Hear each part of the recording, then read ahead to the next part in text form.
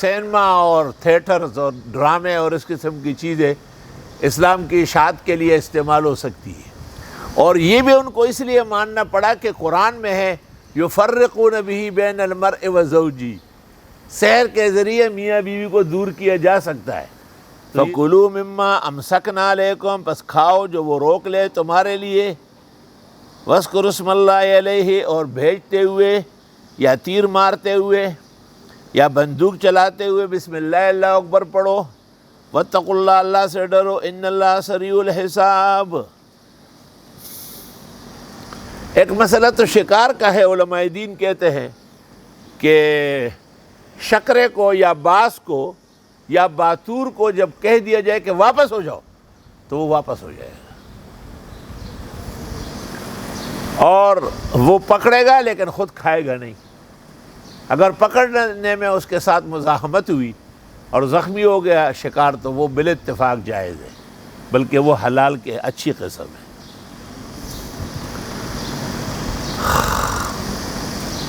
ظاہر بات ہے تعلیم کی برکت سے اللہ نے اس کو یہ صلاحیت دی کہ شکار کرتا ہے، اور وہ شکار پھر وہ مالک کے لیے رکھتا ہے۔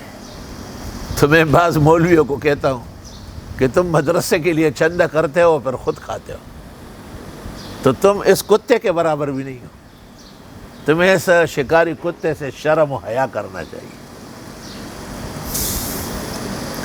کتنی خطرناک بات ہے ویسے۔ یہ نہیں کہ سب ایسے ہے، سب ایسے ہوتا تو نہ دنیا میں مسجد ہوتی نہ مدرسہ، نہ علم ہوتا نہ عالم، نہ اللہ پاک نے پاک نفوس بہت پیدا کیے، لیکن بہرحال بے احتیاطیاں بھی ہے۔ یہاں ایک مسئلہ اور ہمارے علماء دین بیان کرتے ہیں، اور وہ مسئلہ ہے، اس کو ذرا غور سے سن لے ہمارے حضرات جو موجودین ہے یا نیٹ کے ذریعے کائنات کے چپے چپے میں سن رہے ہیں۔ وہ مسئلہ یہ ہے کہ کیا بندوق سے یا پستول سے یا کلاشنکوف سے یا کالاکوف سے جو جانور مارا جائے بسم اللہ اللہ اکبر پڑھ کر، تو یہ شکار صحیح ہے یا نہیں؟ عام طور پر بزرگان دین کی اس جگہ جو تفصیلات ہے، معارف القرآن میں مولانا مفتی عمر شفیع صاحب، معارف القرآن میں مولانا ادریس صاحب اور دیگر اکابر اور ہمارے بزرگوں کی وہ تقریباً عدم جواز معلوم ہو رہا ہے، اور وہ یہ کہتے ہیں کہ نہیں، اس جانور کا ملنا اور پھر ہمارا ذبح کرنا ضروری ہے۔ اس عاجز اور فقیر کو شروع دن سے اس سے اختلاف رہا ہے کہ بلوچستان کے پہاڑ کی چوٹی پر آپ ایک بکرا نیچے سے مارتے اور وہ 200 لڑکیاں کھا کے نیچے آتا ہے، تو اس کے اندر سانس جو ہے، روح، وہ کسی ربڑ کی بنی ہوئی ہے کیا کہ وہ نکلے گی نہیں؟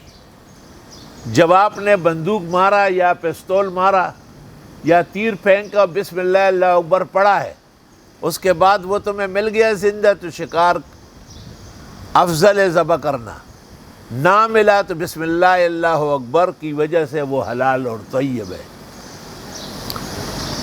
اس جمال الدین افغانی نے اور پھر اس کے شاگرد مفتی محمد عبدہو نے، کیونکہ رشید رضا علی مصری تو بچ گیا دارالعلوم دیوبند اور شاہ صاحب سے مل جل کے بعد، کچھ مسائل میں انہوں نے توسع کی ہے، جیسے ان کا یہ خیال تھا کہ اس وقت بینکوں کا جو نظام ہے یہ نظام ہی خرید و فروخت اور بیع کا ہے، لہذا بینک جس طرح بھی چل رہے ہیں وہ جائز ہے۔ اسی طرح ان کا یہ خیال تھا کہ سینما اور تھیٹرز اور ڈرامے اور اس قسم کی چیزیں اسلام کی اشاعت کے لیے استعمال ہو سکتی ہے۔ سینکڑوں ان کے غلط مسئلے تھے، ان میں ایک مسئلہ ان کا یہ بھی تھا کہ بندوق کے ذریعے یا پستول کے ذریعے یا تیر و کمان کے ذریعے جو شکار ہو جائے وہ آپ کو زندہ ملے یا نہ ملے، بوقت گولی مارتے ہوئے بسم اللہ اللہ اکبر پڑھنے کے شکار حلال ہے۔ تو چونکہ مفتی محمد عبدہو بوجہ تلمذ ان جمال الدین افغانی بہت سارے خطرناک مسائل کا مرتکب تھا، جس کا رد زاہد الکوثری نے، شیخ الاسلام مصطفیٰ صبری نے اور شیخ زرقاء وغیرہ نے تفصیل کے ساتھ فرمائی ہے۔ ان غلط مسائل میں ایک مسئلہ یہ بھی تھا، لیکن افسوس کہ یہ مسئلہ ان کا صحیح تھا۔ یہ ایک مسئلہ جو ہمارے بزرگوں نے یہ خیال کیا کہ چونکہ مفتی محمد عبدہ جمال الدین افغانی سے متاثر ہے، لہذا اس کے مسائل غلط ہیں، اور ان کے تمام مسائل سے بزرگان دین نے تقریباً کنارہ کشی کی۔ اس میں شکار کے مسئلے سے بھی کنارہ کشی فرمائی۔ اس عاجز اور فقیر جس کو رائے دینے کا کوئی حق نہیں ہے، تمام زندگی اس پر ہر طرف سے غور کیا ہے، اور اس نتیجے پر پہنچ چکا ہوں کہ شکار جس طرح تیر و کمان سے ہیں، اس طرح بندوق، پستول، کلاشنکوف، کالاکوف، راکٹ لانچر سے بھی ہے۔ اور شکار کے لیے وہی آداب ہے جو قرآن نے ذکر کیے کہ شکار مارتے ہوئے بسم اللہ اللہ اکبر پڑھے۔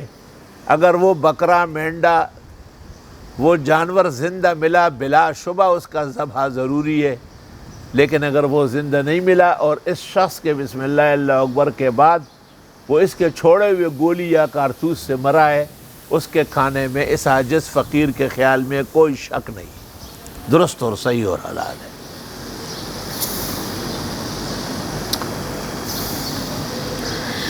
یہ تفصیل مجھے اس لیے کرنی پڑی تاکہ یہ نہ سمجھا جائے کہ میں نے اپنے بزرگوں کی تحقیق کے خلاف کوئی رائے قائم کی۔ نہیں، تحقیق وہی ہے جو بزرگوں نے کی ہے، لیکن انہوں نے ایک استصحاب حال کیا ہے۔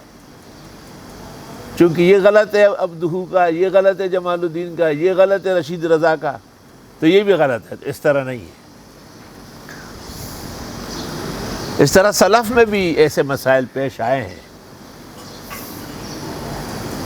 مثلا روافظ کے نزدیک نبی قبل النبوت اور بعد النبوت معصوم ہے، اور اہل سنت کیا کہتے ہیں کہ قبل النبوت صغائر سے معصوم نہیں ہے۔ یہ غلط مشہور ہو گیا، اہل سنت کا یہ مذہب بالکل نہیں ہے، اور وہ روافظ کا نہیں۔ روافظ کو تو نبی کو جانتے نہیں، وہ تو کہتے ہیں امام ہونا چاہیے۔ اسی طرح جس دھڑیلے سے کہا جاتا ہے کہ سحرن نبی، پیغمبر پر سحر ہوا ہے، یہ بات بھی کلام کامل نہیں ہے۔ قرآن کہتا ہے ان قال الظالمون ان تتبعون الا رجلا مسحورا، پیغمبر کو سحر زدہ کہنا ظالم اور کافروں کا قول ہے۔ ہاں یہ کہہ سکتے ہیں کہ کچھ پریشان ہو گئے تھے، کچھ بھول چوک سی ہونے لگی تھی۔ حضرت اقدس امام الحسن مولانا انور شاہ تو کہتے ہیں سوائے بیویوں سے ناراضگی کے کسی چیز میں سحر نہیں ہے۔ ایک جگہ وہ لکھتے ان کان ففی النساء، اور یہ بھی ان کو اس لیے ماننا پڑا کہ قرآن میں ہے یفرقون بہ بین المرء وزوجہ، سحر کے ذریعے میاں بیوی کو دور کیا جا سکتا ہے، تو یہ تو شاہ صاحب کو ماننا پڑا۔ بقیہ تمام امور میں شاہ صاحب فرماتے ہیں کہ یہ روایات اپنے ظاہر پر نہیں ہے، بلکہ یہ مؤول ہے۔ میں نے دور حدیث بخاری شریف کے دونوں جلدوں میں اس کے مفصل جوابات دیے ہیں، وَلِلَّهِ الْحَمْدُ أَوَّلًا وَآخِرًا۔ ایسے بہت سارے مسائل پر اس عاجز فقیر کی نظر ہے۔ ان میں سے یہ مسئلہ بھی ہے کہ عبداللہ ابن مسعود رضی اللہ تعالیٰ عنہ کے بارے میں مشہور ہے کہ وہ معوذتین کو قرآن نہیں مانتے تھے۔ یہ بالکل غلط ہے۔ عبداللہ ابن مسعود تمام شاگرد ان کے عطا ہے، مجاہد ہے، اسود ہے، علقمہ ہے، وہ سارے کے سارے پورا قرآن 114 سورتوں کے مان رہے ہیں۔ عبداللہ ابن مسعود اس روایت کے راوی ہے جس میں پیغمبر نے فجر کی نماز قل اعوذ برب الفلق قل اعوذ برب الناس سے پڑھی، اور پھر آپ نے فرمایا کیف وجدت معبد جوہنی کو کہا۔ ابو داؤد میں معبد جوہنی کا ذکر ہے۔ تو یہ کہنا کہ حضرت عبداللہ ابن مسعود بعض صورتوں کے بارے میں پریشان تھے، یہاں تک کہ بوقت جمع قرآن عثمان نے ان کے ساتھ قدر سختی کی، اس کی وجوہات اور تھی، لیکن درست بات یہ ہے کہ اصحاب رسول میں سے کسی صحابی نے کسی ایک آیت یا سورت کا بھی انکار نہیں کیا ہے۔ فقط صرف اتنا تھا کہ ابن مسعود نے وہ سورت مصحف میں جمع کی جو ان کو یاد کرنی تھی، جیسے ان کے مصحف میں فاتحہ نہیں تھا، اس لیے کہ فاتحہ پہلے سے سب کو یاد ہوتا ہے، تو اس قسم کے اچھے تعویلات کیے جا سکتے تھے۔ اسی طرح حضرت عبداللہ ابن مسعود سمجھتے تھے کہ منی میں، مزدلفہ میں یا عرفات میں